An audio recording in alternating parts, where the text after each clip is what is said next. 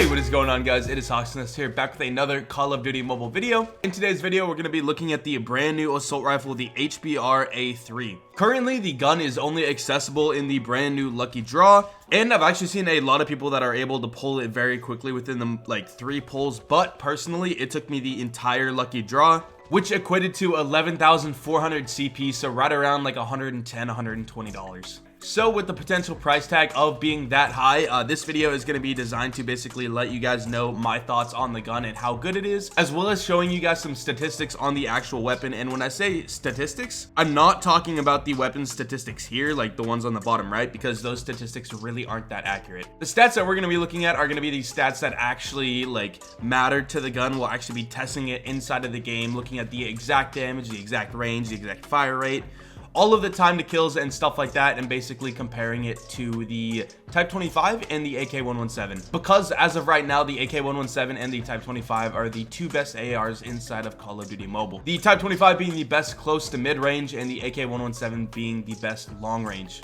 I won't compare it to the AK-47 because the AK-47 is actually very different, which you will see very soon. But yeah, without further ado, let's go ahead and get right into the video. Okay, so the first thing we're actually going to look at is the recoil of the weapon. Now, the recoil chart that you're looking right now shows 3 different shot patterns stacked into one, so that we can kind of get a good feel for what the recoil will look like. And also, the gray recoil in the back is the recoil without a grip, and the white recoil in the front is the recoil with a grip. Now, this is going to be very surprising to a lot of people, because a lot of people have been saying the HBR3 has very low recoil, and it does. So you're probably wondering, why does it look like it has high recoil? The reason is because this gun is not affected by a grip.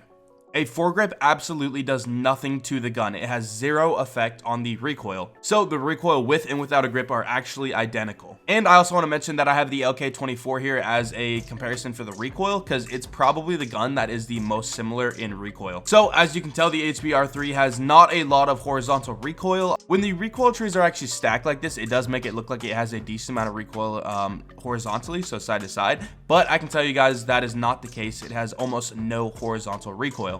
But vertically, it does have a decent amount of recoil, and once again, because a grip doesn't affect the gun, you're gonna have a lot more than other ARs if you were using a grip. Now, this honestly isn't a problem for skilled players, because all you have to do to compensate for vertical recoil is pull down. So as the gun kicks up, you pull down and you'll be perfectly fine. It's the horizontal side to side kick that's a problem when you're trying to control recoil. And once again, the HBRa3 has almost none of that. Once again, I would say the Lk24 is the closest weapon in terms of the recoil. And because we're gonna be comparing this gun to the Type25 quite a bit, I wanted to just show you guys the recoil compared to the Type25, which, as you can tell, has a lot more horizontal side to side shake, which makes it a lot harder to control.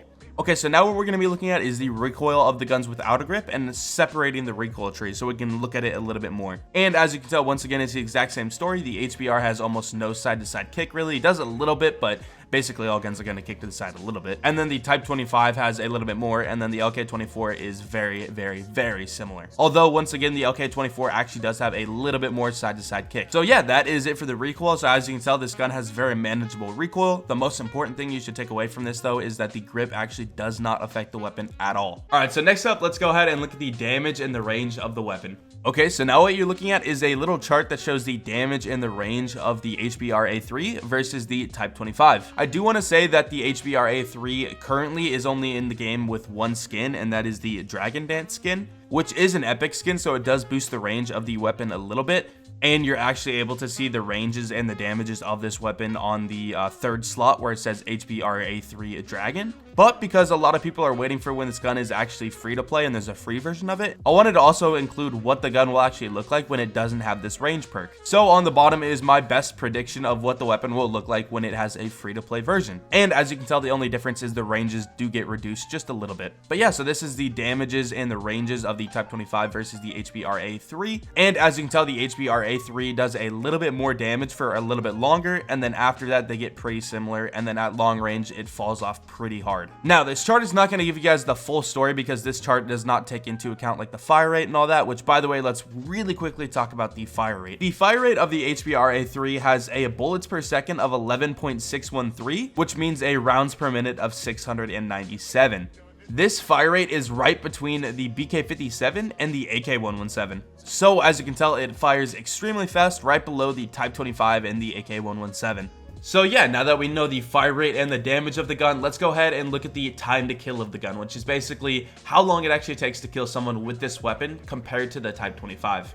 Okay, so now you're looking at the exact same chart, but instead of damage now, we're looking at time to kill in milliseconds. So if you've never seen this chart before, basically the lower the number, the faster you're gonna kill somebody. So as you can tell, the Type 25 does actually kill faster up close. The reason is because the gun actually fires faster than the HBRa3. And they both take the amount of shots to kill. So up close, both the HBR and the Type 25 take 4 shots to kill somebody that is full HP. And I also want to mention that this entire chart is assuming you're shooting someone that is full HP, because most of the fights you do take are against someone that has 100% HP. But yeah, so against the Type 25, as you can tell up close, it's really close in terms of how quickly it can kill. Mid-range, it's going to be a little bit faster than the Type 25, and then it drops off to a little bit slower, and then as we go on like farther range, it gets slower and slower. In fact, from 10 to 15 meters and 22 to 26 meters is when the HBRa3 actually kills faster than the Type 25. All of the other ranges, the Type 25 will actually kill a little faster. But remember, this doesn't tell the entire story, because we also do have to keep in mind the recoil of the HBRa3 versus the Type 25. The HBRa3 has a lot more controllable recoil, and in my personal opinion, will make the range of 15 to 22 meters a lot easier to use with the HBRa3 versus the Type 25. So I would say from 10 meters to 26 meters, the HBRa3 beats out the Type 25. But if you're extremely close from about 0 to 9 meters, the Type 25 wins, and then anything after 26 meters, I would say the Type 25 definitely wins. So now we know the differences between the HBRa3 versus the Type 25. Let's go ahead and compare the HBR to the Ak117 as a long-range assault rifle. So now what you're looking at on your screen is the Ak117 versus the HBRa3.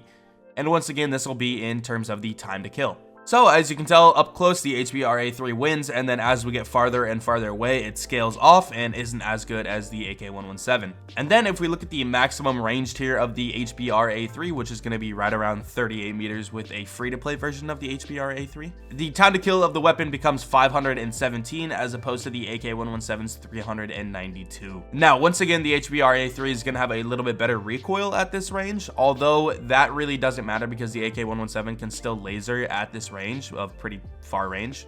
So in my opinion, after about 38 meters, the HBRa3 becomes basically useless against any other really good long-range weapon. Against a good Ak117 player, or even just anyone with an S36, you're going to be losing gunfights at this range. If you are curious when the HBRa3 actually kills faster than the Ak117, it's only from 0 to 16 meters. So the HBRa3 is definitely a better assault rifle up close than the Ak117. I also should note that the headshot multiplier of the HBRa3 is 1.1, which means you will do 1.1 times damage when you hit somebody in the head as opposed to the body. This headshot multiplier is extremely low. The only other assault rifle with a headshot multiplier of 1.1 is the Type 25, which means that headshots are basically useless with the HBRa3. The only time hitting headshots is actually useful with the HBRa3 in terms of making you kill someone faster is at maximum range, so anywhere after 38 meters. If you hit 3 headshots, you will actually kill someone faster.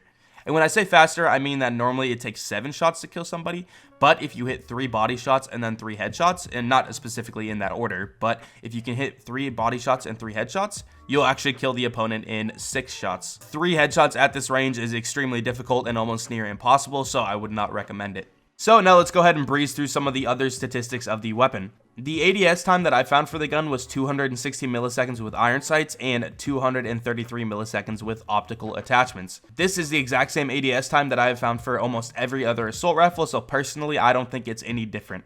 In terms of the magazine size, it is a magazine of 30, and with an extended mag, you can get it up to 38, which is basically the same as all of the other assault rifles. In terms of the reload speed, I got a reload speed of 2.1 seconds, and with a fast mag, you can get it down to 1.5, which is near identical to the Type 25, so it is actually very fast for a assault rifle. Which makes sense, especially since this is a very close range assault rifle. Most close range assault rifles do have a very fast reload speed. And in terms of the running speed, it has a running speed of 6 meters per second, which is pretty standard to most ARs. The Type 25 is 6.2. The Ak117 is 6, so it actually has the same running speed as the Ak117, and the Type 25 is a little bit faster. So my final conclusion of the gun, is it worth it? In my personal opinion, I would say no. If you are trying to spend $100 and something for it, I would say no. Obviously, since it's a lucky draw, you can spend like, I think it's 40 CP for the first roll. So feel free to do that just to try to get lucky and get it, because I've actually seen a lot of people that have gotten lucky.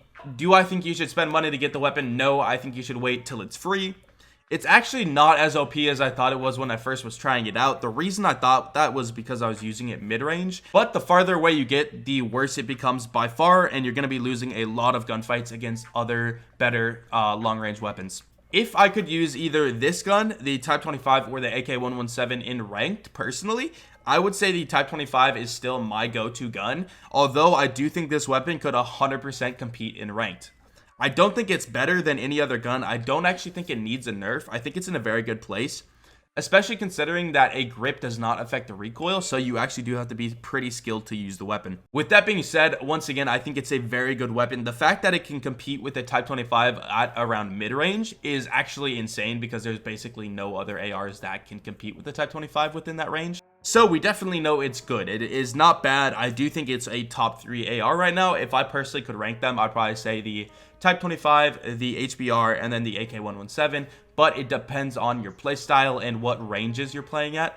It is definitely a gun where you don't want to be taking long range fights. You're going to be playing a little bit more aggressive and holding a little bit more mid range. And if you do that, that's going to make this gun be the best that it possibly can be. The other thing about it is the fact that the headshots really don't mean anything, means that it's very easy to use in terms of where you aim. All you have to do is just aim for the stomach area and you'll be hitting all your shots basically. That is an advantage of it being a low headshot multiplier gun, is that you don't actually have to aim for the head.